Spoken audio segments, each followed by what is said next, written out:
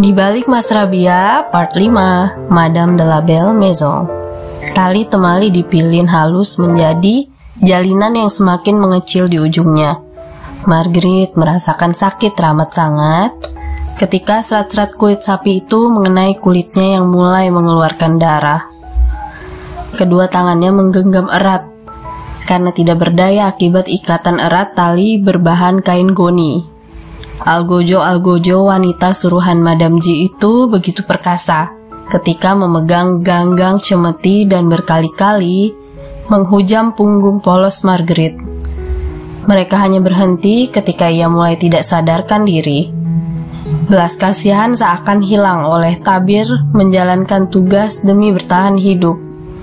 Marguerite terbangun begitu pintu dibuka karena kupingnya mendengar keramaian pesta yang penuh sorak-sorai para pria yang bersenang-senang menyaksikan keindahan tarian yang disuguhkan di Madame de la Belle Maison malam ini. Madame G datang di sela-sela waktu senggangnya. Ia memakai gaun bulu-bulu angsa dengan warna pink khas, warna burung flamingo. Bibir merahnya menghembuskan asap-asap rokok yang mengepul liar di udara. Madame G merenggut rambut pirang Marguerite yang sudah lusuh sembari berbisik. "Apakah kau lupa siapa dirimu, Marguerite?" Harus beberapa kali aku ulangi. Menjadi seorang comfort woman harus mampu menjadi boneka cantik, penurut. Kau tidak memiliki pilihan lain. Sudah cukup kau menolak para tamu-tamu yang berbuat ulah. Sudah sebulan Costa tidak datang kemari. Buanglah rasa cinta yang tidak berguna itu, karena tidak akan mengisi perutmu yang lapar. Aku sudah lelah, Ibu. Marguerite berkata terbata-bata sembari menahan perih yang mulai terasa di sekujur tubuhnya. Ayahmu membawa kabur uang yang cukup banyak, bahkan hampir dari seluruh harta yang aku kumpulkan dengan susah payah. Ia bahkan berselingkuh dengan salah satu wanita didikanku.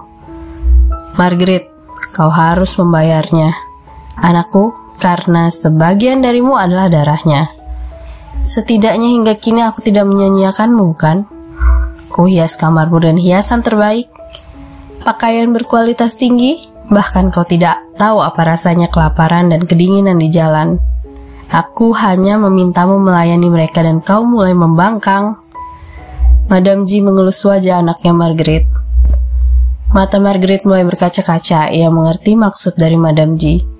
Jika ia melepaskannya ke jalan, mungkin ia tidak bisa bertahan hidup. Akalnya mulai mengalahkan perasaannya yang mulai jatuh cinta pada Costa. Madame G benar. Ketika ia dicampakkan oleh seorang pria, hanya akan membuatnya gigit jari, sehingga doktrin ibunya bahwa cinta sama sekali tidak berguna adalah benar adanya. Marguerite di luar pelayanannya sebagai boneka cantik, manis, dan penurut, memiliki sisi gelap, yaitu tumbuh menjadi seorang wanita egois, dingin, dan tidak memiliki rasa kasih sayang. Sebuah replika dari ibunya, Madame G. Baiklah, apabila kau sudah lelah dengan pekerjaanmu sekarang, ditambah kau sudah berumur 26 tahun, sebaiknya aku melelangmu saja. Tuan Dennis sudah berkali-kali datang ingin membelimu. Kali ini aku akan mempertimbangkannya. Madame G menghisap asap rokoknya lebih dalam, pertanda ia sedang berpikir keras dan mencoba menekan perasaan keibuannya demi keuntungan. Tidak, aku tidak mau, Ibu. Bagaimana kau bisa menjualku dan pria tua itu? Ia akan menyiksaku setiap malam dengan memukulkan tongkatnya ke tubuhku hingga aku tewas. Marguerite ketakutan, karena Tuan Dennis orang yang sangat kasar dan kejam. Bisa-bisa ia berakhir tragis di tangannya. Sudah, aku muak dengan dramamu, Marguerite. Bila kau menolak lagi, aku akan menjualmu pada Tuan Dennis. Titik. Madame G memekik dan keluar dari ruangan. Dua algojo wanita datang ke dalam ruangan. Marguerite memejamkan matanya, berharap ruhnya keluar dari jasadnya yang penuh luka. Tali kain goni di kedua sisi dilepaskan, dan mereka menggotong tubuh Marguerite dengan mudahnya, seperti membawa sepotong roti Prancis yang kaku dan ringan.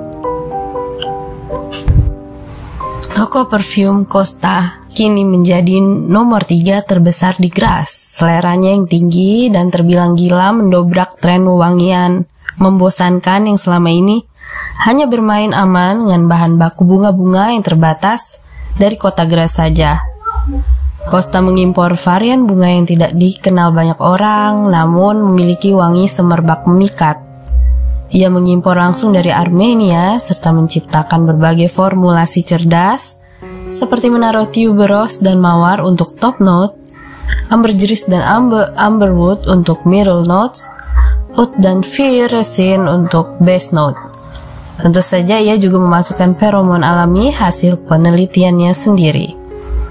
Parfumnya ia jual limited edition dengan botol yang dipesan khusus pada seniman perhiasan yang pandai mengukir emas dan menaburkan permata-permata menjadi sebuah mozaik indah yang membentuk siluet wanita, simbol kebangsawanan, bunga, hewan, hingga benda alam.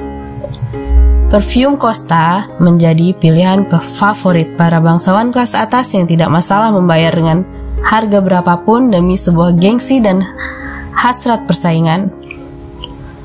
Sebulan sudah Costa bekerja tanpa henti. Ia kewalahan memenuhi permintaan. Alasan utama Costa membuat parfum limited edition adalah agar ia bisa membatasi jumlah produksi. Karena walaupun ia kini mampu memberikan kehidupan sejahtera untuk anak semata wayangnya, namun ia merasa bersalah karena tidak memiliki waktu luang untuk Athena akibat padatnya jadwal pekerjaan. Costa mendengar dentingan piano bernada sedih yang dimainkan oleh Athena. Ia meletakkan botol-botol minyak esensial di tangannya ke meja. Ia lalu segera turun ke bawah mengikuti sumber nada-nada indah itu. Bagus sekali Athena. Costa menepuk pundak Athena yang menghentikan permainan pianonya sejenak karena merasa riang. Ayahnya berada di sampingnya. Terima kasih ayah, sebenarnya aku menciptakannya sendiri untuk ibu. Athena seakan tidak bisa menghapus bayang-bayang Nayiri yang baginya adalah bidadari hidup. Costa terdiam sejenak mengenang permata zamrudnya yang telah tertidur selamanya. Jantungnya berdetak keras hingga ia merasakan sakit di dada. Sudah hampir 10 tahun ia tidak pergi ke makam Nayiri di Yunani. Cepat atau lambat, ia ingin menemui istrinya itu. Costa tidak ingin terhanyut dalam kesedihan dan mengganti topik pembicaraan. Ayah dengar kau adalah murid berprestasi di sekolah. Ketahuilah Athena, aku sangat bangga padamu. Dan maafkan ayah yang memiliki sedikit waktu untukmu. Ayah sedang berusaha keras merancang masa depan terbaik untukmu. Costa berkata tulus, aku tahu ayah, dan kau adalah ayah yang paling hebat di dunia. Aku mencintaimu ayah. Athena memeluk ayahnya. Location, Madame de la Belle Maison. Aku ingin bersama Marguerite, Madame G. Pria tua itu dan aku memberikan segepok uang yang membuat Madame G bersemangat. Sebenarnya ia sedang dalam proses penyembuhan. Terkadang tamu terlalu berbahaya. Ada wanita yang lebih cantik dan fresh dibanding Margaret. Apakah Tuan mau?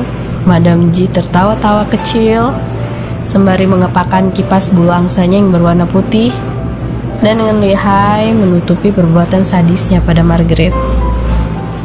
Tidak, aku ingin Margaret saja. Pria tua itu kukuh dengan pendiriannya dan ia mengetukkan ujung logam pada tongkatnya ke meja kayu Madame G.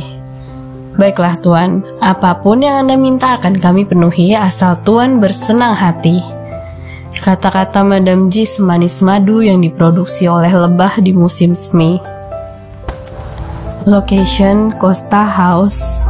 Costa memasuki kamarnya. Ia melihat bulan purnama yang terlihat jelas dari jendela kamarnya yang sangat besar dan ia sesaat mengaguminya.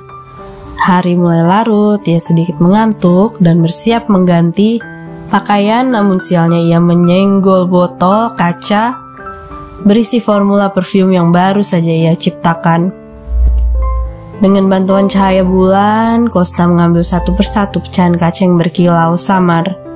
Hingga akhirnya salah satu serpihan kaca terserak di atas sebuah kain sutra putih bertuliskan nama Margaret. Sapu tangan Margaret. Ia mengambilnya, lalu hidung Costa menghirup sapu tangan itu. Ketajaman indera penciuman Costa mampu memilah antara wangi parfum ciptaannya dan feromon kuat dari sisa parfum Margaret yang tertinggal di sapu tangan itu. Parfum itu kemudian mengingatkannya akan memori indahnya bersama Margaret sehingga ia memutuskan untuk pergi ke Madame de la Belle Maison malam ini juga.